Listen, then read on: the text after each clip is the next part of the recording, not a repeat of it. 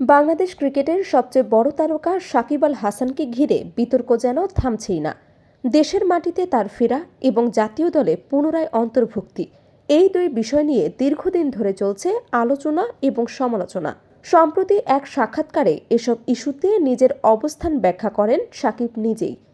এর মধ্যেই বুধবার বিপিএলের টেকনিক্যাল কমিটির আহ্বায়ক এবং জাতীয় দলের সাবেক অধিনায়ক রকিবুল হাসান সাকিবকে নিয়ে গুরুত্বপূর্ণ মন্তব্য করেন, যা নতুন করে আলোচনার জন্ম দিয়েছে। বুধবার বিপিএলের সূচি পরিবর্তন সংক্রান্ত এক সংবাদ সম্মেলনে উপস্থিত ছিলেন বিপিএলের গভর্নিং কাউন্সিলের সদস্য সচিব ইফতেখার রহমান মিঠু এবং রকিবুল হাসান।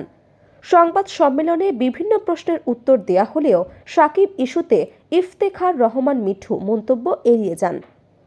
তবে রকিবুল হাসান এ বিষয়ে খোলাখুলি নিজের মতামত তুলে ধরেন। রাকিবুল হাসান বলেন, Shakib is almost bigger than the board. যদিও একটা কথা আছে, nobody is bigger than the game. Shakib Bangladesh ক্রিকেটের একজন রোল মডেল, আমরা তাকে সবাই পছন্দ করি। তার এই মন্তব্য মুহূর্তেই ক্রিকেট অঙ্গনে আলোচনার কেন্দ্রবিন্দুতে চলে আসে। তবে একই সঙ্গে রকিবুল স্পষ্ট করে দেন, তারকা খেলোয়াড় হলেও সাকিব আইনের ঊর্ধ্বে নন। তিনি বলেন, আমি যত বড় খেলোয়াড়ই হই না কেন, আমি কোনো আইন ভাঙতে পারি না, কেউ সমালোচনার ঊর্ধ্বে নয়। রকিবুলের এই বক্তব্য স্পষ্ট, সাকিবের অবদান স্বীকার করলেও আইনের প্রশ্নে কোনো ছাড় দেওয়া উচিত নয় বলেই তিনি মনে করেন। হাসানের দেশে ফিরতে না পারার বিষয়টি রাজনৈতিক সিদ্ধান্তের বড় ফল বলে মনে করেন রকিবুল হাসান। তার মতে বিষয়টি পুরোপুরি ক্রিকেটীয় নয়। রকিবুল বলেন, সাকিবের বিরুদ্ধে দুইটা এলিগেশন আছে, একটা রাজনৈতিক। আমি মনে করি তাকে দেশে আসতে না দেওয়া একটি রাজনৈতিক সিদ্ধান্ত ছিল, কারণ সে তখন কানাডাতে ক্রিকেট খেলছিল, আর এখানে একটা খুনের ঘটনা ঘটেছে, সেখানে তাকে আসামি করা হয়েছে। সাকিবের বিরুদ্ধে দায়ের হওয়া খুনের মামলাকে অমূলক বলেও মন্তব্য করেন রকিবুল। তার ভাষায়, এই মামলাটা পুরোপুরি অমূলক বলে আমি মনে করি। একজন আন্তর্জাতিক ক্রিকেটার দেশের বাইরে থাকাকালীন এমন একটি মামলায় তার নাম জড়ানো তিনি অবিশ্বাস্য এবং অযৌক্তিক বলে উল্লেখ করেন।